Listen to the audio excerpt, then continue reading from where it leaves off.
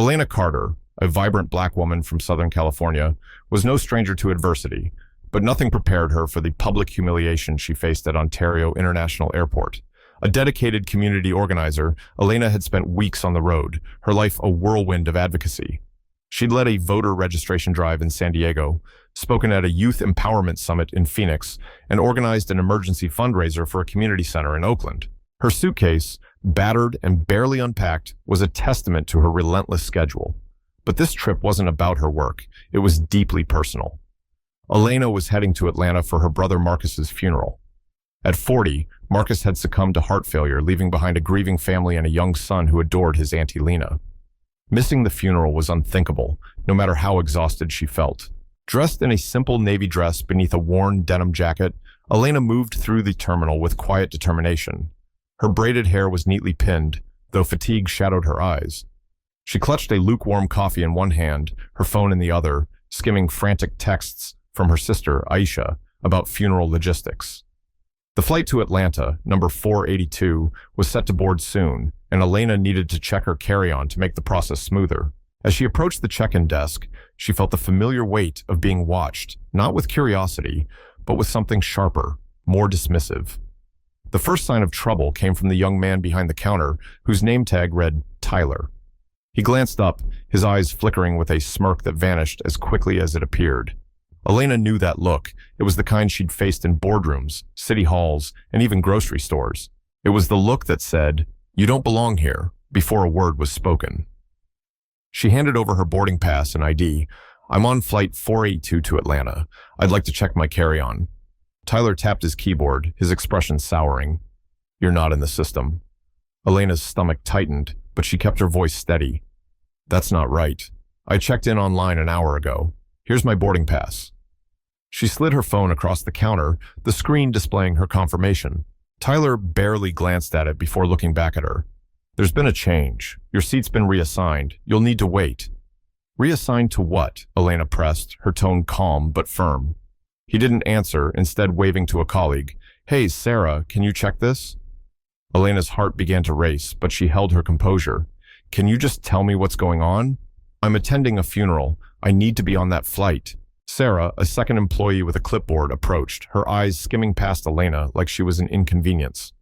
"She's flagged for random review," Sarah said flatly. "We need to recheck your credentials." Elena blinked, her voice sharpening slightly. "Excuse me? I've flown this route multiple times. This has never happened." Tyler stood, his tone clipped. "Ma'am, if you don't calm down, I'll ask you to step aside." "Calm down?" Elena's eyebrows lifted. "I'm asking a question." "That's enough," Tyler snapped. "Please, stand over there." The passengers behind her began to notice, their murmurs growing. A few recognized her. One whispered, "That's Elena Carter, the organizer from Riverside." But recognition didn't matter here. Elena stepped aside, her jaw tight, and pulled out her volunteer ID, a card she carried from her work with a local nonprofit. "I'm not hiding anything. This is for a family emergency." The staff barely glanced at it. Barely. Sarah said, "ID doesn't override protocol." A cold realization settled in Elena's gut. This wasn't a mistake, it felt personal, deliberate. Still, she kept her voice level. "I'd like to speak to a supervisor."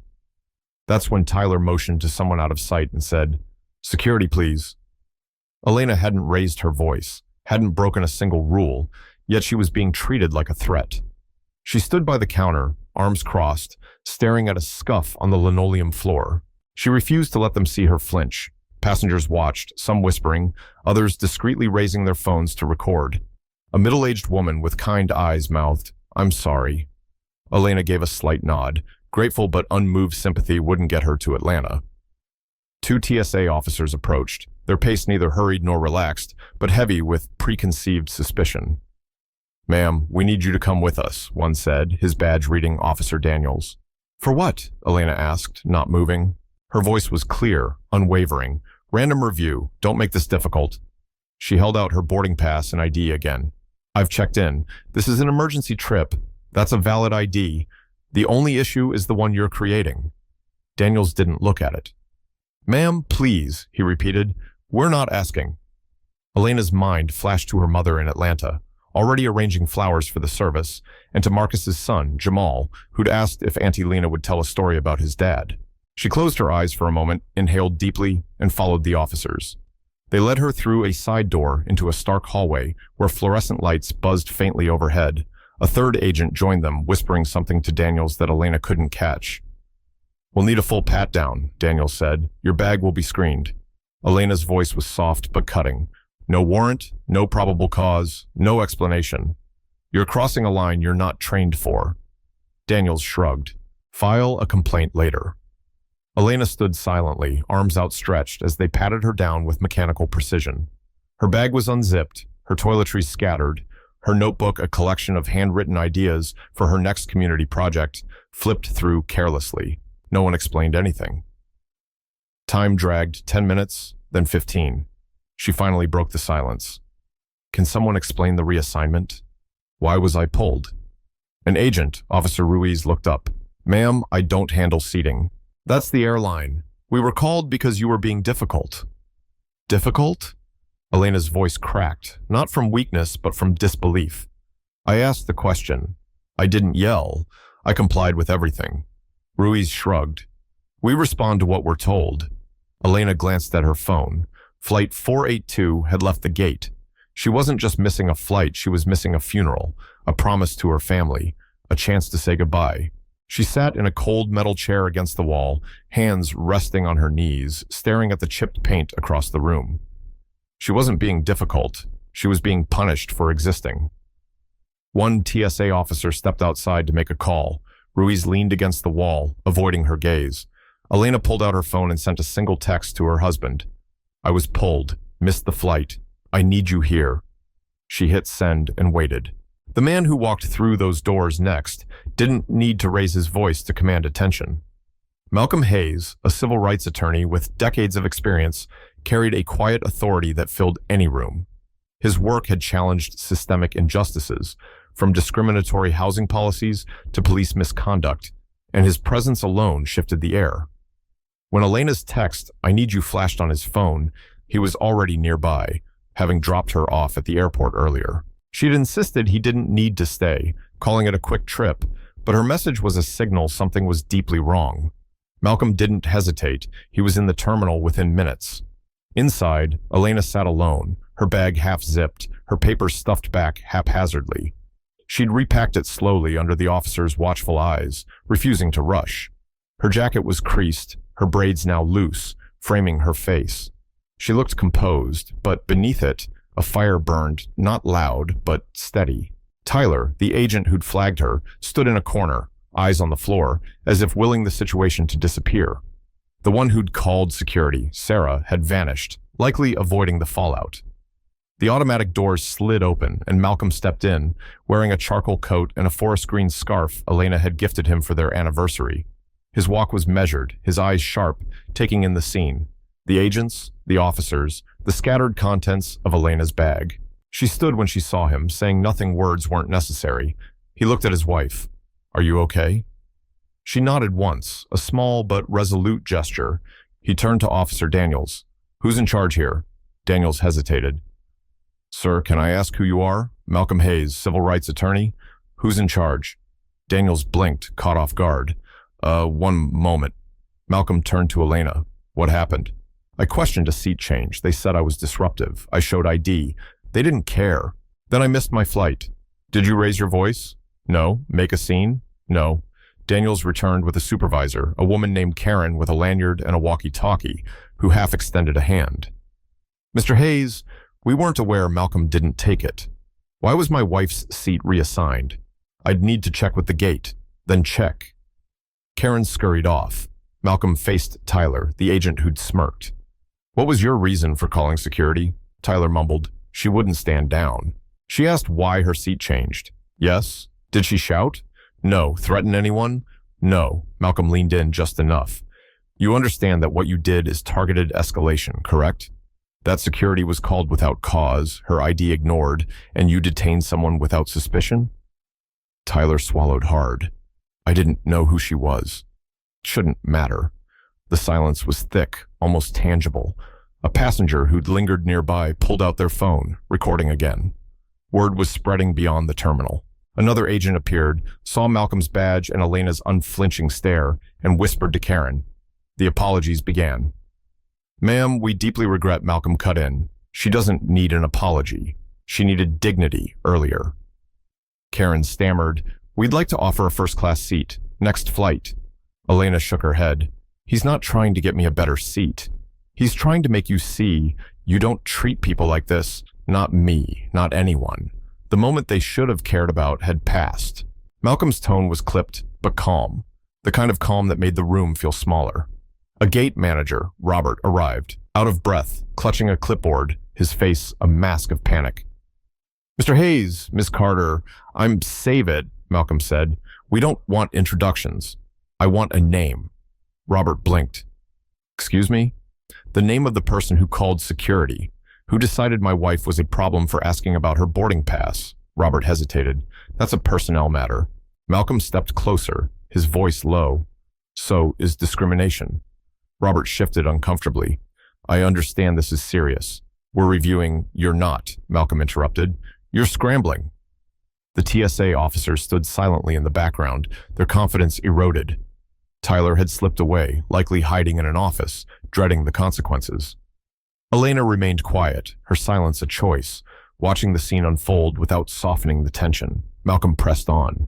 "You escalated a non-issue into a security incident. You ignored valid ID.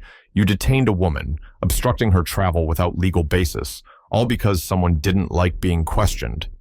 Robert swallowed. "I'll speak with my regional supervisor." "You'll do more than that," Malcolm said, his voice unwavering. Elena finally spoke, her words sharp and precise. "Don't review it because he's here.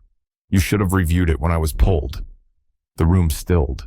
An intercom announced boarding for another flight, but here the air was heavy with accountability. Malcolm glanced at his watch. "You cost her a funeral. That can't be undone. But you will issue a public apology not just to her, but to everyone you've treated this way without a second thought." Robert opened his mouth, then closed it. Elena met his eyes. "Don't spin this like it was confusion. This was judgment, plain and loud." Passengers had gathered near the hallway now, their curiosity turning to solidarity. A man in a hoodie lingered, watching intently. A woman with a toddler whispered to her partner, pointing at Elena and Malcolm.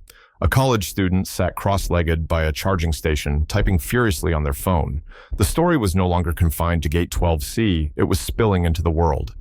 Elena adjusted her bag strap and turned to Malcolm. "Let's go. You sure?" "Yeah. There's nothing left here for them to explain." They walked toward the exit, side by side, no security trailing them, no staff offering nervous smiles or vouchers.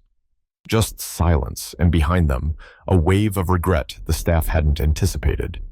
As they reached the parking lot, Elena's phone buzzed relentlessly texts, missed calls, notifications. She ignored them, gripping her suitcase, needing air to quell the fire in her chest. Malcolm stood beside her, his eyes on the terminal doors, as if they still owed him answers.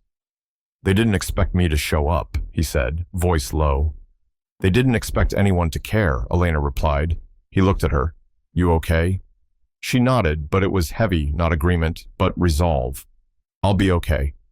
Inside the terminal, the ripple became a wave. Videos were online, one captured Elena being led away, her head high, officers avoiding her gaze. Another showed Malcolm demanding names, his authority undeniable. The clips spread faster than any corporate apology could counter. In a cramped break room, Tyler sat slumped, his hands clasped, staring at the floor. Robert stood by the door, arms folded. "You could have just reassigned her seat," Robert said quietly. "That's all she asked." "I didn't know who she was," Tyler muttered. "You don't treat people like that, period. I thought she was difficult." She asked a question. "That's not a crime." Tyler didn't respond. The weight was sinking in, not just that he'd erred, but that the world had seen it. The woman he'd dismissed wasn't just a passenger. She was someone who'd earned her place, who knew her worth without needing to shout it. Outside, Malcolm leaned against their car while Elena scrolled through messages. One from a colleague, a reporter's asking questions, another from her aunt in Atlanta. "Marcus would have been proud, Lena. Don't let them dim your light." Elena exhaled. "They'll try to spin this." "They can try," Malcolm said. It's already out there. I just wanted to go to a funeral. I know. She looked at him. Did I handle it right? Malcolm tilted his head. You didn't give them what they wanted. That's more than most could do. It wasn't about being right. It was about being human and watching that humanity get dismissed like it meant nothing. The airline's regional supervisor arrived, statements were collected, and damage control teams crafted vague, liability-free remorse. But this wasn't fading. It wasn't just Elena. People saw their mothers, brothers, friends in those videos, recognized the tone, the look that said, "You're less," even when you've proven otherwise. The airline posted a statement hours later. We regret the incident involving Ms. Elena Carter and are reviewing procedures to ensure every customer is treated with respect. No names, no accountability. But it didn't matter. Respect shouldn't be conditional, and dignity isn't a perk. That evening, Elena sat on a hotel bed in Atlanta, staring at an untouched plate of room service. Malcolm was downstairs, making calls to colleagues about next steps. The memorial was over. Her family sent photos, a sea of faces in black, Marcus's son holding a framed picture of his dad. They tried not to sound disappointed, but Elena felt it in the gaps after. We missed you. She scrolled through news on her phone. Community organizer, detained at airport, TSA, airline faced backlash for unjust treatment, viral videos ignite. Public fury. She didn't want to relive it, but the comments stopped her, not just the anger, but the shared pain. A teacher from Fresno wrote, I was pulled aside for random screening 3 times in 1 year. No title, no apology. A nurse from Savannah posted, they treated my mom like a criminal for asking about her wheelchair. We missed her sister's funeral. A veteran from Tucson shared, I showed my military ID. They still searched my prosthetic leg. No one cared. The stories poured in, each a mirror of Elena's experience, each a reminder of how common this was. Her chest tightened. This wasn't just about Gate 12C, it was about a system that normalized dismissal, that weaponized protocol to silence questions. Malcolm returned, setting his phone down. You're everywhere. I know. He sat beside her. Want to talk? She shook her head. Not yet. She stared at the window, Atlanta's skyline glowing faintly. They treated me like I was invisible, she said. Like I didn't belong, even with proof. Malcolm nodded. Think they'll learn? I don't know, but maybe someone else will. Because moments like these linger not always for those who caused them, but for those who endure and those who see themselves reflected. Back in Riverside, Elena declined TV interviews. She didn't want her face commodified into a headline. She wanted a reckoning, not a spectacle. Instead, she wrote a letter, published in local and national outlets. This isn't about one gate or one airline. It's about how quickly some in power forget human decency, how easily a voice is dismissed when it doesn't come wrapped in privilege. Dignity isn't a privilege to be earned, it's owed every time to every person. That line resonated, quoted across platforms, etched into conversations. The airline issued a longer apology, naming Elena directly, but the public had already shaped the narrative. Elena wasn't just an organizer, she was a stand-in for every person overlooked, silenced, pushed aside like their voice carried no weight. She didn't yell or threaten. She stood still, letting the world see what happens when someone deserving better is treated like they're nothing. Days later, Elena sat outside a Riverside community center, fresh from a meeting with young volunteers working on voter outreach. They didn't ask about her initiatives, they asked about the airport. A 20-year-old named Kayla, her eyes wide with admiration, said, I saw the video. I've been treated like that at a store, at school. I didn't know what to say. You didn't say much, but it was loud. That stayed with Elena. Sometimes, the moment doesn't call for noise, it calls for a stillness that forces the world to confront itself. She thought of Tyler's face when Malcolm demanded his name, the silence that followed, the dawning realization that he hadn't just dismissed the passenger, he'd exposed himself to a truth he wasn't ready to face. Malcolm had told her later, back at their small home in Riverside, power isn't a badge or a desk. It's knowing who you are, and no one can take that away, no matter how hard they try. That was the heart of it, not just for the airline, but for everyone watching. This wasn't an isolated incident, it was just the one caught on camera, featuring someone with a platform. But what about the countless others? The mother flying to her daughter's graduation, the student heading to a scholarship interview, the grandfather visiting his dying sister. What happens when they're dismissed? Malcolm was right. Dignity shouldn't require a title. Elena drafted a message to her team. Next community meeting, we start with a story not about campaigns or policies, but people, about Gate 12C. Stories matter not for drama, but because they hold up a mirror and force us to ask, if that was me, what would I have done? Or if I held power, how would I have treated her? She hit send, then leaned back, watching volunteers laugh outside the center, their energy a reminder of why she kept going. The lesson wasn't about shame, it was about awakening. Dignity isn't a reward, it's a right. To anyone who's been talked down to, brushed off, forced to prove they belong in a space they've earned, your story matters. One day, it will be told, with or without a camera. So, the next time you're at a counter, behind a desk, or holding any sliver of power, look people in the eye. Listen, don't assume. How we treat others when no one's watching reveals everything about who we are when the world is.